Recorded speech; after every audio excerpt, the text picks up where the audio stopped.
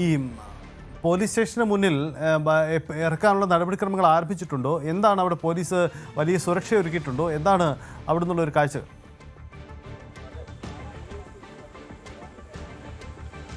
സൈത്ത ഇപ്പോൾ ചോദ്യം ചെയ്യൽ തുടരുകയാണ്. ഇപ്പോൾ ഇവിടെ കേസ് രജിസ്റ്റർ ചെയ്തിട്ടുണ്ട്. അതോടൊപ്പം ജാമ്യമില്ലാ വകുപ്പ് കൂടി ചേർത്ത് കേസ് രജിസ്റ്റർ ചെയ്യാനുള്ള ഒരു തീരുമാനമാണ് ഇപ്പോൾ പോലീസിന്റെ ഭാഗത്തു നിന്ന് ഉള്ളതെന്നാണ് നമുക്ക് മനസ്സിലാക്കാൻ സാധിക്കും. ഇപ്പോൾ നമുക്ക് ദൃശ്യങ്ങളിൽ നിന്ന് കാണാം, ഇതിപ്പോൾ Kannur city cyber crime police സ്റ്റേഷനാണ്. ഈ പോലീസ് സ്റ്റേഷനകത്ത് ആണ് ഇപ്പോൾ അർജുൻ ആയങ്കി ഉള്ളത്. നമുക്ക് ദൃശ്യങ്ങളിൽ നിന്ന് ഇപ്പോൾ കാണാം, ഒരുപാട് ഉദ്യോഗസ്ഥർ ഇതിനകത്തുണ്ട്, ഉന്നത പോലീസ് ഉദ്യോഗസ്ഥരുണ്ട്. ചോദ്യം ചെയ്യൽ തുടരുകയാണ്. ഇതിൽ പ്രധാനമായും അറിയേണ്ടത് അത് തന്നെയാണ്, ആരാണ് ഇയാൾക്ക് ഇത്തരത്തിൽ സഹായം ചെയ്തത്, ഒളിവിൽ കഴിയാൻ ഉൾപ്പെടെ സഹായം ചെയ്തത് തുടങ്ങിയ കാര്യങ്ങൾ അറിയാം. നമുക്കിപ്പോൾ കാണുന്ന ദൃശ്യം ഇതിനകത്താണ് ഇപ്പോൾ അർജുൻ ആയങ്കി ഉള്ളത്. നമ്മളിപ്പോൾ മനസ്സിലാക്കുന്നത്, ഇപ്പോൾ DCC പ്രസിഡന്റ് മാർട്ടിൻ ജോർജ് നൽകിയ പരാതി, അതിൽ ആഭ്യന്തര വകുപ്പ് മന്ത്രിയെ ഇത്തരത്തിൽ അവഹേളിക്കുന്ന രീതിയിൽ പോസ്റ്റ് ഇട്ടു. അതോടൊപ്പം ജാമ്യമില്ലാ വകുപ്പ് കൂടി ഉൾപ്പെടുത്തി, അതായത് ഇത്തരത്തിൽ പോലീസിനെ ഒളിവിൽ പോയത് ഉൾപ്പെടെയുള്ള വകുപ്പുകൾ ചുമത്തി. ജാമ്യമില്ലാ വകുപ്പ് ഒരുപക്ഷെ ചുമത്തിയേക്കാം. നിലവിൽ പോലീസിൽ നിന്ന് മനസ്സിലാക്കുന്നത് ജാമ്യം ലഭിക്കാവുന്ന കുറ്റമാണ് ഇപ്പോൾ ചുമത്തിയിട്ടുള്ളതാണ്. അതിനപ്പുറം ജാമ്യമില്ലാ വകുപ്പ് ഉൾപ്പെടെ ചുമത്താനുള്ള ഒരു ആലോചന പോലീസിന്റെ ഭാഗത്ത് നടക്കുന്നുണ്ട്. അതുകൊണ്ട് തന്നെ കൂടുതൽ ചോദ്യം ചെയ്യൽ ഇപ്പോൾ നടക്കുന്നുണ്ട്. ഇപ്പോൾ ഞാനിപ്പോൾ നിൽക്കുന്ന ഈ പോലീസ് സ്റ്റേഷന് അകത്താണ് ഇപ്പോൾ അർജുൻ ആയങ്കി ഉള്ളത്.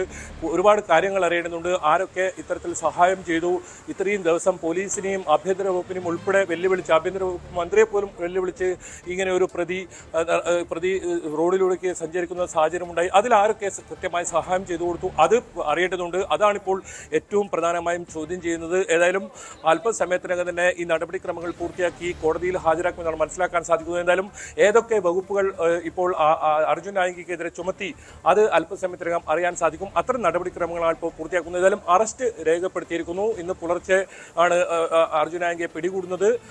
പോലീസ് 48 മണിക്കൂറോളമായി ഈ ഒരു അർജുൻ ആയങ്കിക്കായി തെരച്ചിൽ നടത്തുകയായിരുന്നു. കണ്ണൂരിനെ സംബന്ധിച്ചിടത്തോളം കണ്ണൂരിൽ അർജുൻ ആയങ്കി കൃത്യമായി എത്തിയെന്ന വിവരം പോലീസിന് ലഭിക്കുന്നു. അങ്ങനെ കൃത്യമായ തെരച്ചിൽ നടത്തുന്നു. അങ്ങനെ പരിശോധനയൊടുവിൽ കൃത്യമായ ഒരു പരിശോധന, സംയുക്തമായ ഒരു ഓപ്പറേഷനിലൂടെയാണ് അർജുൻ ആയങ്കി പിടിയിലാകുന്നത്. എന്തായാലും ഇതിൽ ഇനി ഏതൊക്കെ വകുപ്പുകൾ കണ്ണൂരിൽ ചുമത്തുന്നു എന്നാണ് പ്രധാനം. അതോടൊപ്പം കൊച്ചിയിലേക്കുള്ള കേസ്, അങ്ങനെ കൃത്യമായി അർജുൻ ആയങ്കിയെ പൂട്ടിടാൻ തന്നെയാണ് ഇപ്പോൾ പോലീസ് തീരുമാനിച്ചിട്ടുള്ളത്. അത്തരം ഉന്നത പോലീസ് ഉദ്യോഗസ്ഥരുമായുള്ള ആശയവിനിമയം നടക്കുന്നുണ്ടെന്നാണ് മനസ്സിലാക്കാൻ സാധിക്കുന്നത്. അങ്ങനെ ചോദ്യം ചെയ്യലിലൂടെ ഏതൊക്കെ പ്രതികൾ, ഏതൊക്കെ കൊട്ടേഷൻ സംഘങ്ങൾ ഇതിൽ പിന്നിലുണ്ട്, ഇയാൾ മറ്റേതെങ്കിലും കുറ്റകൃത്യങ്ങൾ ചെയ്തിട്ടുണ്ടോ, അതെല്ലാം പോലീസിന് അറിയേണ്ടതുണ്ട്. അത്തരം ഒരു ചോദ്യം ചെയ്യാനാണ് ഞാനിപ്പോൾ നിൽക്കുന്ന Kannur town city crime branch cyber പോലീസിൽ ഇപ്പോൾ നടക്കുന്നത്.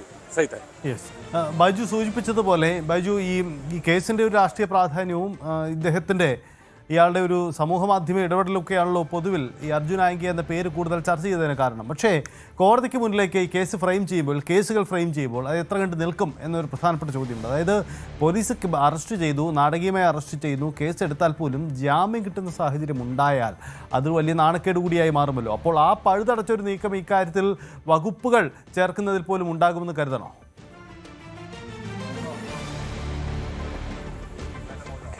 തീർച്ചയായും അതാണിപ്പോൾ പോലീസ് ഉന്നത ഉദ്യോഗസ്ഥരുമായി കൂടിയാലോചന നടത്തി നിയമോപദേശം ഉൾപ്പെടെ തേടി ഇത്തരത്തിലുള്ള ഒരു തീരുമാനത്തിലേക്ക് എത്താൻ പോകുന്നത്. എന്തായാലും അല്പസമയത്തിനകം തന്നെ ഇവിടെ നിന്നും ഇപ്പോൾ അർജുൻ ആയങ്കിയെ പുറത്തേക്ക് കൊണ്ടുവരുന്നതാണ് മനസ്സിലാക്കാൻ സാധിക്കും. ഇപ്പോൾ ദൃശ്യങ്ങളിൽ കാണാം, പോലീസ് ചില ഉദ്യോഗസ്ഥർ പുറത്തേക്ക് വരുന്നതും ദൃശ്യങ്ങളിൽ നമുക്ക് തത്സമയം നമുക്ക് കാണാൻ സാധിക്കും.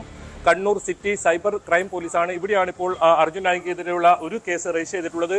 ഇതിൽ സൈറ്റ് ചോദിച്ചതാണ് ഏറ്റവും പ്രധാനം.